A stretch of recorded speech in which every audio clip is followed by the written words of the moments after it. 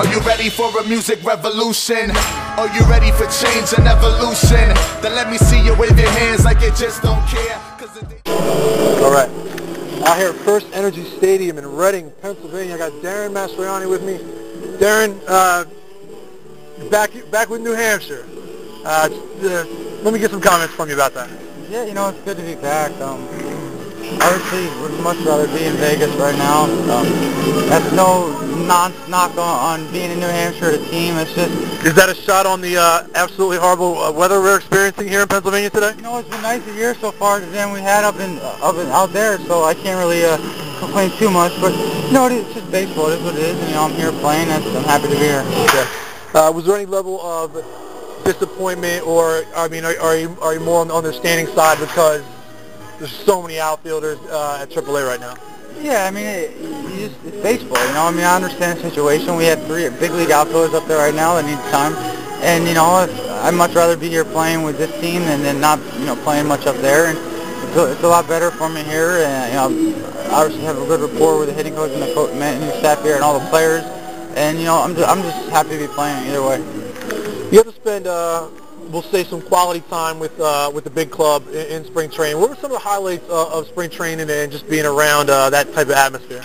You know, it was a great experience for me. It was my first time really spending time with a big league team. And just watching all those guys go about their work, go about getting ready for games, go about handling spring training in a way that they do what they need to get themselves ready. They're not really worried about the results as much as what do they need to do to get ready for April. And it's just a great experience watching those guys go about their business, watching Jose Bautista, watching Aaron Hill, and Adam Lynn and Johnny Mack, and watching just how they get prepared for the season was really, you know, a lot of fun for me. I took a lot out of it.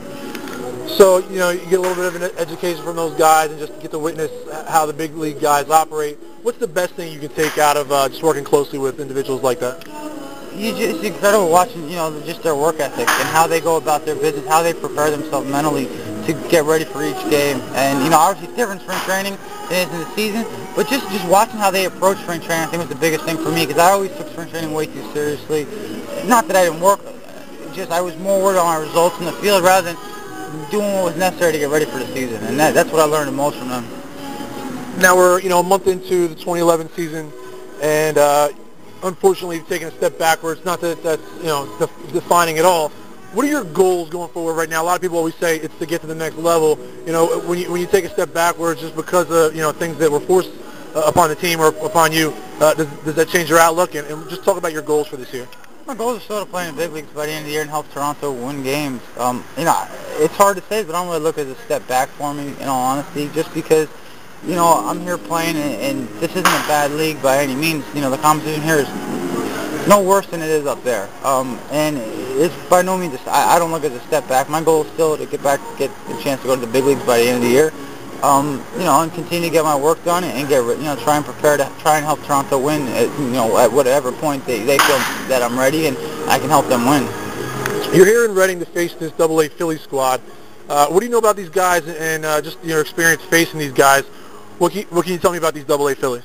You know, it's a very similar team that had the year last year with Rosati and Galvis and Spadali and Tuffy behind the plate and a lot of the same pitchers, and they were good last year and they're good this year. You know, I think, you know, we talked about it last night, and these are 2 good wins for us because this is not an easy team to come into Reading and beat. And, you know, it's nice to see these guys play well against them, but by no means are they a bad team. They were very good last year, and they're very good this year, and they got a lot of guys who can really swing the bat and some arms. I mean, watching Almon throw the other night was looking like a new guy this year, and it was actually, you know, as much as I hate to say it because he's on the other team, it was fun to watch him pitch like that because, I mean, he's a big guy that can really overpower people. And, you know, you see some of the strides some of these guys are making from last year to this year, and it's, you know, it's a lot of fun to watch, and, you know, it's good to see some of these guys get better. As much as, you know, I don't want to admit that being on the opposite side of the field, but, you know, it is a very, very good team, a very hard team to beat, and that's why I think we should be very happy the fact that we came in here and took the first 2 from them. Twist up, burn out, blend up, space out. Trends and glitz, are you ready?